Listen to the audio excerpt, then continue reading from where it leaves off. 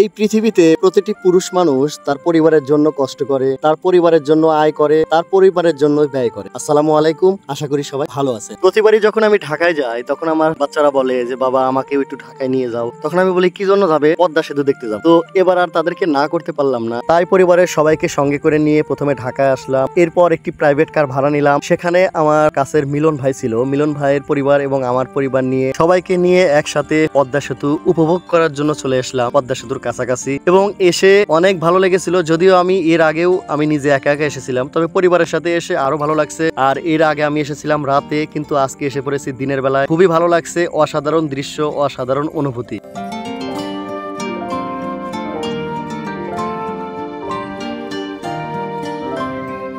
অনেক লম্বা সময় গাড়িতে থাকার কারণে বাচ্চারা একটু ক্লান্তি বোধ করছে এবং তারা একটু অসুস্থ ভাব। এই জন্য মিলন ভাই বলছিলেন যে চলেন আমরা পার হয়ে এখানে একটি বাজার আছে এবং এই বাজারটা হচ্ছে শরীয়তপুরের অঞ্চলে। তো এই বাজারটিতে আমরা গিয়ে ট্রাপ নেই যাতে বাচ্চারা এই ক্লান্তি ভাবটা দূর হয়। একজন টুরিস্টের অবশ্যই দায়িত্ব প্রত্যেকটা জিনিস অবশ্যই দাম জেনে খাওয়া, কেননা যখন আপনি ট্যুরে যাবেন তখন কিন্তু প্রত্যেকটার জিনিসেরই দাম আপনার কাছে চড়া রাখবে। এই জন্য প্রত্যেকটা জিনিসই আপনি দাম মিটিয়ে খাবেন বা কিনে নেবেন। এটা খুবই বুদ্ধিমানের কাজ হবে। কারণ হচ্ছে যে যখন আপনি খেয়ে ফেলবেন তখন তো আর কিছু করার থাকবে না। তেমনি ভাবে আপনি যখন কোনো গাড়িতে উঠবেন তখনও কিন্তু আপনাকে দামাদামি করে কিন্তু গাড়ি ভাড়া করতে হবে বা গাড়িতে উঠতে হবে।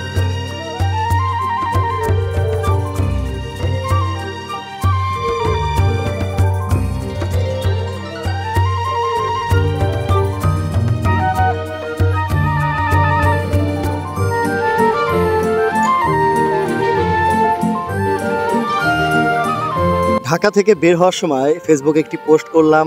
এই পোস্টটি আমাদের পদ্মা সেতুতে কর্মরত একজন সরকারি কর্মকর্তা তার চোখে পড়ে, অর্থাৎ তিনি আমার ফেসবুকে ফলো করে। এরপর উনি আমাকে হোয়াটসঅ্যাপে যোগাযোগ করে, রনি ভাই আপনার ভিডিও অনেকদিন হলো দেখি, যেহেতু আপনি পদ্মা সেতুতে আসছেন আর আমিও পদ্মা সেতুতে ডিউটিরত অবস্থাতে আছি, যদি আপনি আসেন অবশ্যই আমার সাথে দেখা করবেন।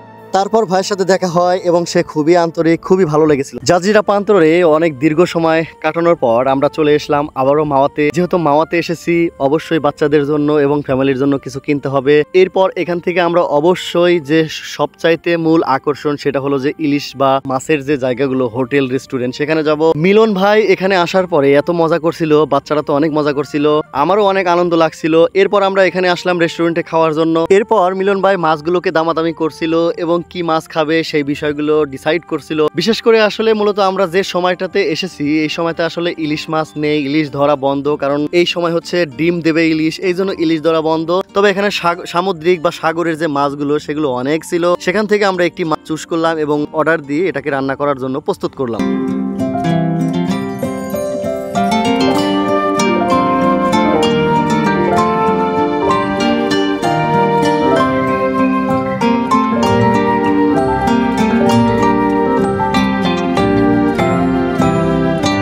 বাচ্চাদের আনন্দ দেখে মন চাচ্ছে না যে এখান থেকে চলে যায়, কিন্তু কিছু করার নেই, কালকে আমাদেরকে সিরাজগঞ্জে ব্যাক করতে হবে। এই জন্য অনেক আশা, ভালোবাসা এবং মায়া নিয়ে এই পদ্মা সেতু এলাকা ত্যাগ করছি। ভালো থাকবেন। যাদের সাথে দেখা হয়েছে দেখা করে অনেক ভালো লেগেছে, আর যাদের সাথে দেখা করতে পারিনি তাদের জন্য মন থেকে ভালোবাসা এবং আন্তরিকভাবে আমি দুঃখ প্রকাশ করছি। বেঁচে থাকলে আবারও এই পদ্মা সেতুতে ঘুরতে আসবো ইনশাআল্লাহ।